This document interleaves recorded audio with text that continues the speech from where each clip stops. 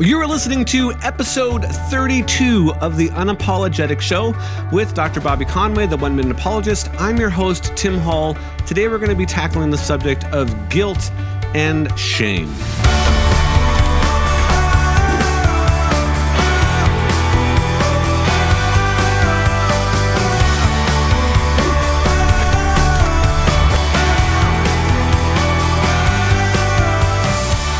Well, Bobby, before we get to this really important topic I'm looking forward to talking about it because I think it's extremely significant in our culture today, let's reflect back over the last 31 episodes of the Unapologetic Show and maybe talk about some things that have been going on with One Minute Apologist and with the church and all sorts of things. Yeah, I mean, my goodness, Tim, 31 episodes ago, we were living in Southern California, had no thought of leaving Southern California. My wife was the primary guest with me on the show, and 31 episodes later, we've moved across the country. We've started a church. Heather has been very busy in the church, and it worked out where, you know, she'll come on as a spot guest, but you've kind of assumed her role working as the host here at Unapologetic. And it's been great because maybe some on the radio don't know that you're the executive producer at One Minute Apologist.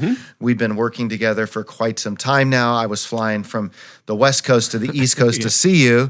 And so now we're out here doing One Minute Apologist, and we're doing radio together, and we're even starting a church together. So we have to deal with each other a lot, but I love working with you, truly. And I love working with you, and it's been really exciting to be on the, kind of the second half of our journey here on the Unapologetic Show. I've really enjoyed having these conversations and learning from you and just getting to kind of pick your brain a bit once or twice a week here. And you know what's been exciting too, Tim? I mean, in all this time, you've released your page or your site on YouTube. Tell us a little bit about your channel. So I started a channel called Dealing with Deconstruction, and we've just noticed this big giant wave of particularly celebrities, but there's people, downstream of the celebrities that are doing the same thing, where they're looking at their Christianity that they grew up with, and they're saying, man, does this really fit with my how I live? And they're starting to ask these really big questions. Recently, we just saw one of the members of DC Talk, a great 90s band, great Christian 90s band, Kevin Max, kind of walk away from the faith and say that he's, deconstructing. He's now an ex-evangelical, as he would call himself. But I think one of the things that I'm focusing on is my story is similar in the sense that I was asking some of those big questions over the years, mainly due to some emotional stress, a lot of emotional stress that came along with just working at churches and being let go, and started to ask some of those deep questions. And so I've walked on some of that journey and deconstructed my faith and reconstructed the faith and found out what are the important pieces. So my channel is specifically helping to grow a community of people that are on that journey, because I think there's great answers to questions that they have, but I often think there's a miscommunication between the answers that they're getting from maybe the progressive or the atheist side of things and the traditional Christianity side of things. I just think there's some things that are missing. Well, I want to encourage our listeners to make sure you go and look up Tim Hole, Dealing with Deconstruction on YouTube, and even have your kids watch some of these episodes, because there's just no doubt that students are going to be witnessing a lot of deconstruction around them.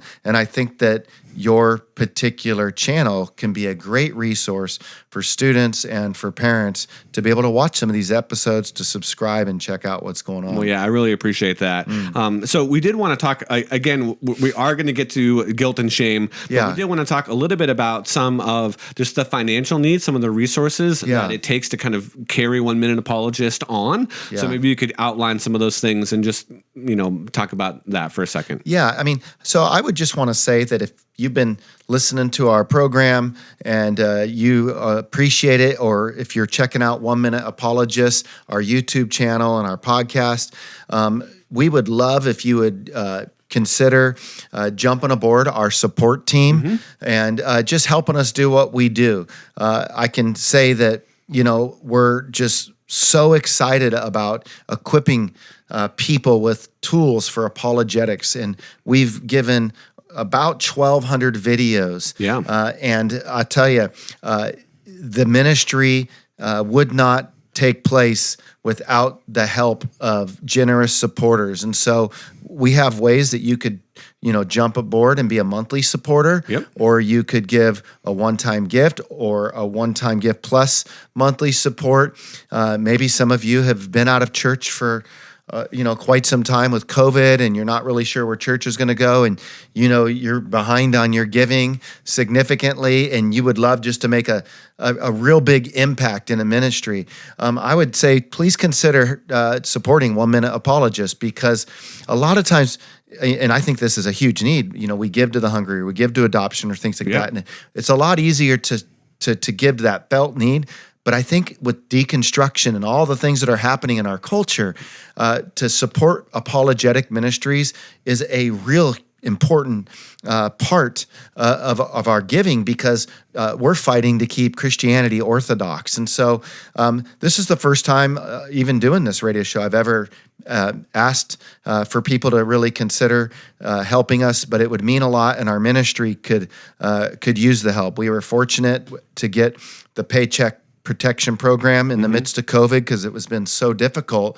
And that gave us about 10 weeks, but you can tell that that's going to be drying up really soon here if people don't feel led to jump aboard and help. So we're asking for help. We believe you're helping a great vision. Yeah, definitely. Let me just talk a little bit about some of maybe the statistics. I mean, we generally grow about 1,000 subscribers a month, and each one of those subscribers is not just a click on a computer screen, but that's a person. There's somebody there behind that button that's clicking it. So our message is continuing to get out.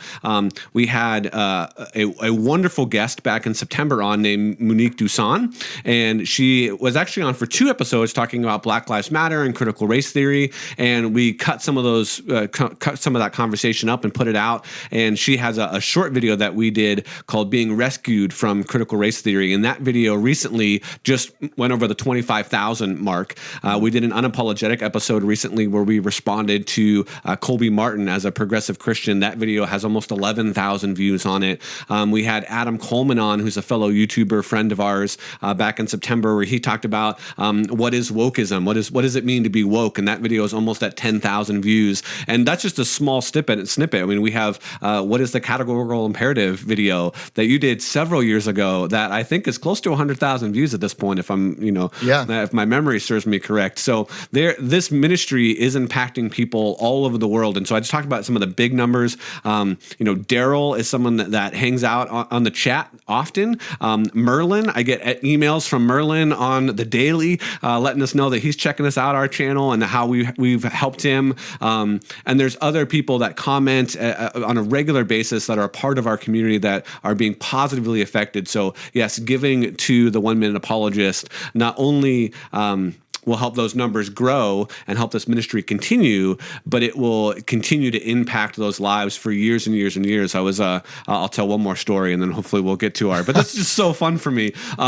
There's a well-known pastor named John Piper, and John Piper has 2 sons, and you interviewed one of them years ago. Yeah, Barnabas. Barnabas, on his, doubt, on him dealing with doubt. Well, his brother, Abraham has recently walked away from the faith. He is deconstructed as well, but he has a TikTok account, and his TikTok account has gone viral, basically. And he is warring against the Christianity that he grew up with on this TikTok account. But because of that, people have started Googling the Piper name again. And our video, not with Abram, but with Barnabas, has, again, shot up. It's like 25,000 views just in the last 2 or 3 months because of that. So videos that we did, I think that came out in 2011, if I'm not mistaken, are coming back around. So when we do videos, they are there for a long time. Yeah. They shoot back up again, and they are having a positive effect on people's lives and people's Christianity and their journey. So thank you to you for all of your hard work over the years producing those videos, and thank you to the people that have supported us in the past. But we would invite you to go to oneminuteapologist.com.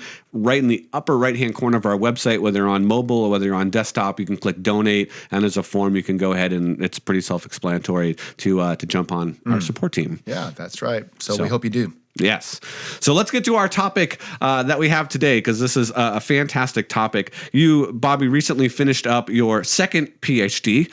So technically you're doctor, but we only say it once. And the title of your dissertation was Christian Theism and the Problem of Guilt. And so you spent several pages in this dissertation, which I'm working my way through. I'm impressed. You're actually reading my dissertation. Of course. But you looked at the problem of guilt. What is guilt from a bunch of different worldviews, kind of in the first section of this.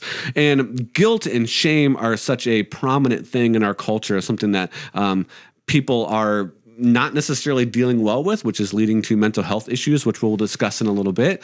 But maybe you can just kind of give us a little bit of an overview of this idea of the problem of guilt and kind of what led you down the path to be able to do a dissertation on this subject. Mm-hmm.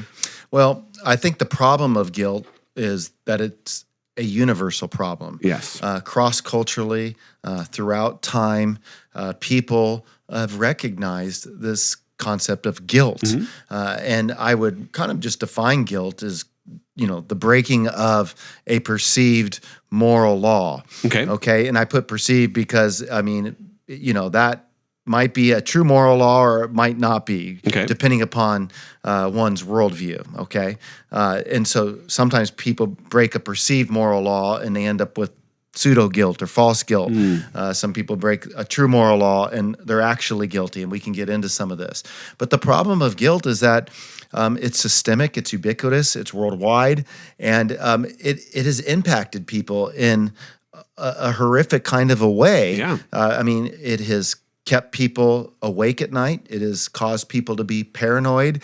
It has caused people to anesthetize themselves with drugs, with alcohol, because of these guilt feelings that they're carrying around.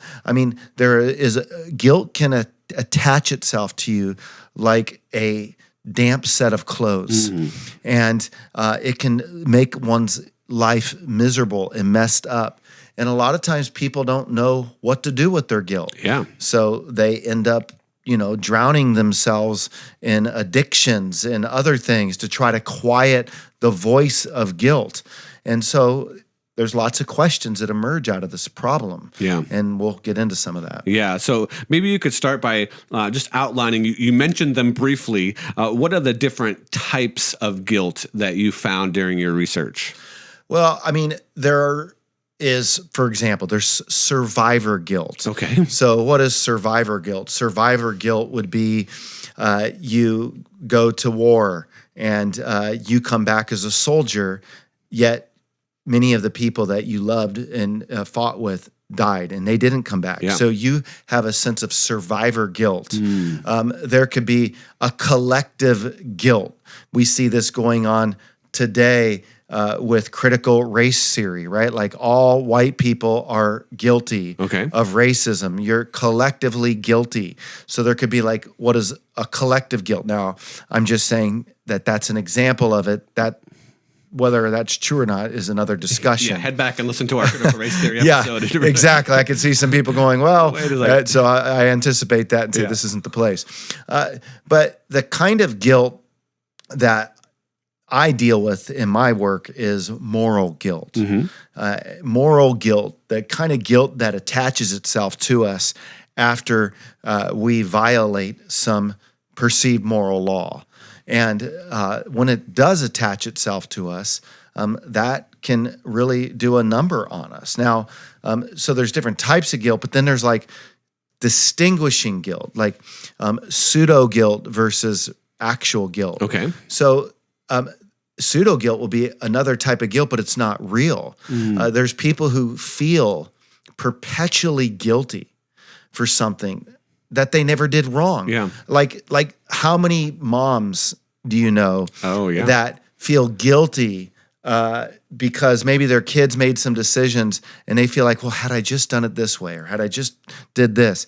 And at the end of the day, so many moms in particular carry around what I would say is a pseudo guilt. It's almost like a condemnation.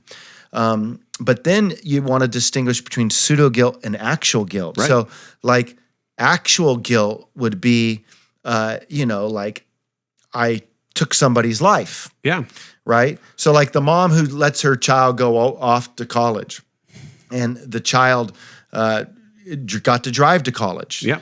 And the child dies on the way to college in a car. And now the mom feels guilty because, I shouldn't have let my daughter take the car. Yeah. Now my daughter's dead. Well, she's not guilty. She might feel guilty, but she's not actually guilty. She'd actually be guilty if she attached a bomb to the car and it blew up while her daughter was driving. That would be actual guilt.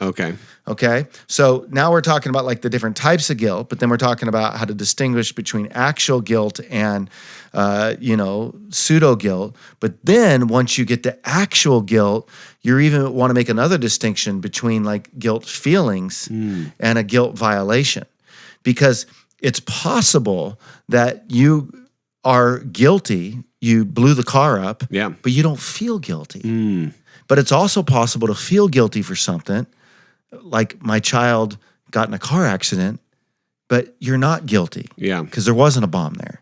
And so there's a lot that goes on, and all this plays an incredible role on our psyche and how we go about putting our life back together. Yeah, definitely. Wow, you opened up so many different, So I think one of the other important distinctions that we need to talk about, just particularly with what you were mentioning there at the end, is the difference between guilt and shame, because often those two are confused. Sometimes we might feel shame when we did something wrong when we shouldn't. And sometimes we're guilty and we don't feel shame. So what's the difference between guilt and shame, and what do we do with some of those shame feelings? Well, I think part of becoming emotionally mature is learning to distinguish our emotional life. Our emotional life is a sea of just emotions that are turbulent at times, placid at other times. But we have to learn to recognize and distinguish the nature of our emotional life. Shame versus guilt. Guilt is I have done wrong. Shame is I am bad, right? Guilt is I've done something bad. Shame says I'm bad because I've done that. Oh, okay. Shame really tackles our identity. And that's why it's so much worse. Like from the standpoint of when we're working with people, hey, we can recognize that somebody has done wrong and we can offer forgiveness. But if somebody's done wrong and you shame them, you really can do a number on a person's psyche because you're getting at their identity. And I think that what's beautiful about the cross, for example, is God's not shaming us. He says we're guilty, but he provides a way to deal with our guilt. And also he recognizes how powerful shame is in our life and wants to help us out of shame. So you have some cultures that are primarily shame cultures, right, and other cultures that are more guilt cultures. So you think about like the Olympics when you see the Chinese go to the Olympics. I mean, this is a shame culture. Yeah. You are bad if you don't win. Yeah. Right? That's a big difference compared to a guilt culture, which would say, you've done something wrong, but you're not necessarily bad because you've done something wrong. Right. And I think that's a really helpful distinction. And one of the things that I do think that we need to draw out as Christians, because somewhere along the line, maybe you know the answer to this, it seems like those two things have gotten conflated, particularly in the church.